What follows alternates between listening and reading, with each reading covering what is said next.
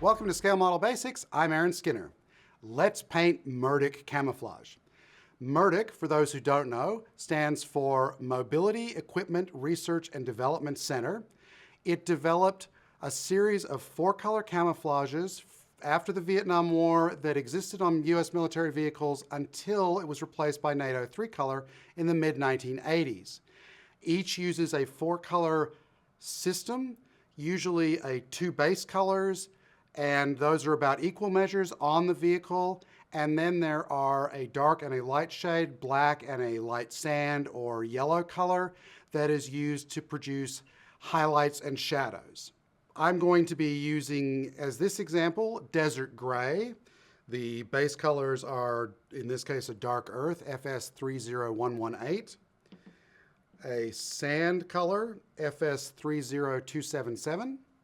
For the highlight color, it's a yellowish tan. I don't have an exact match for that, so I'm going to be mixing Vallejo acrylics, yellow and a tan. And then for the shadow color, Vallejo black.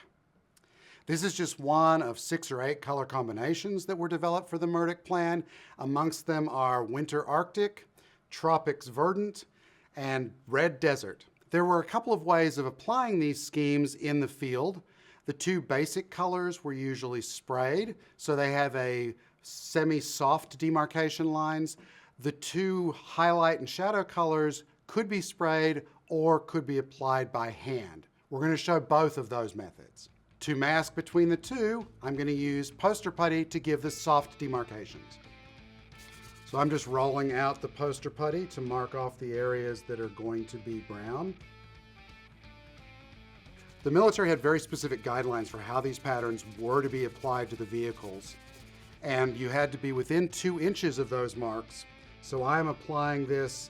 Now normally you would be using one of those patterns to do this. I'm applying something akin to the pattern and trying to break it up in the percentages of 50-50 sand and the dark brown that is to come.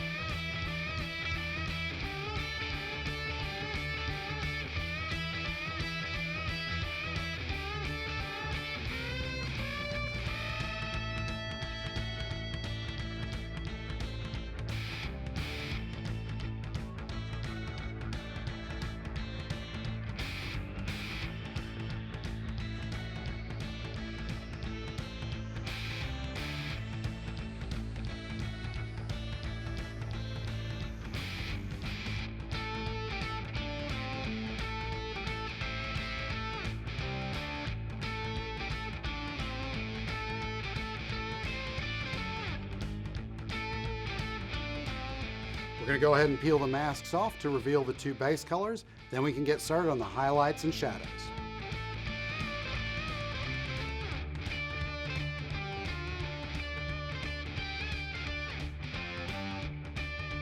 Removing a little bit of dust and overspray with the Tackcloth will help clean up these edges.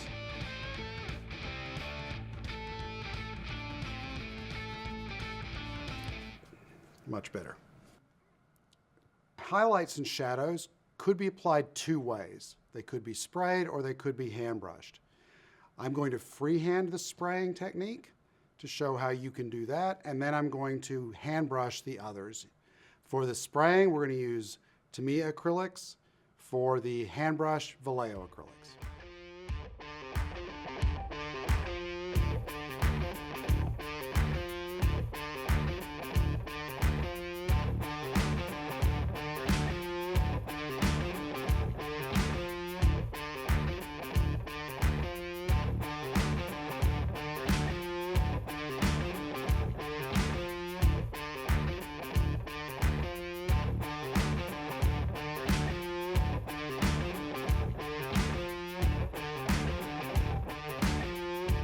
One of the things about this method is you can always come back with the base colors and refine those shadows and highlights.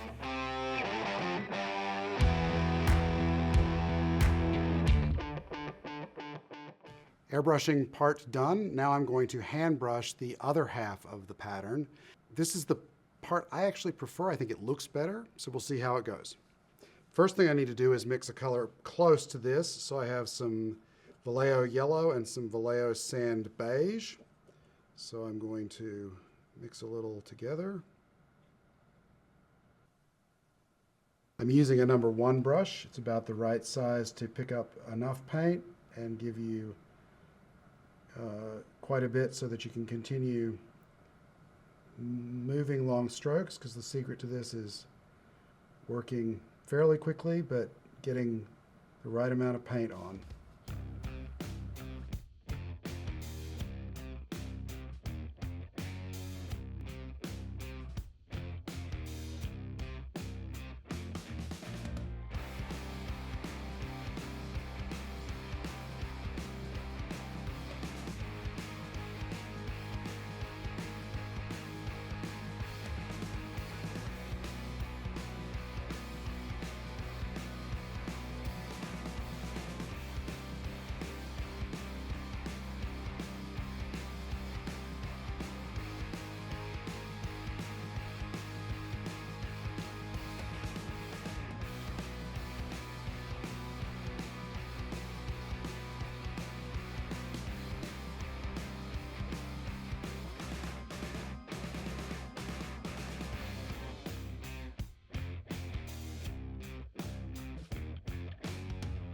You can always come back and retouch areas that you're not satisfied with the coverage. In the meantime, I'm going to go ahead and get started with the black.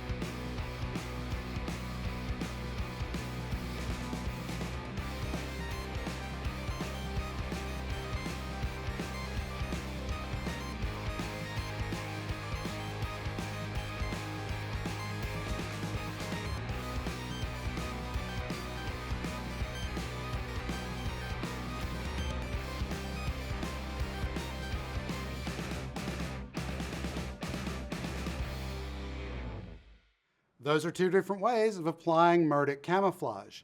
As you can see, there's a pronounced difference between the side that was airbrushed and the side that was hand brushed for the shadows and highlights.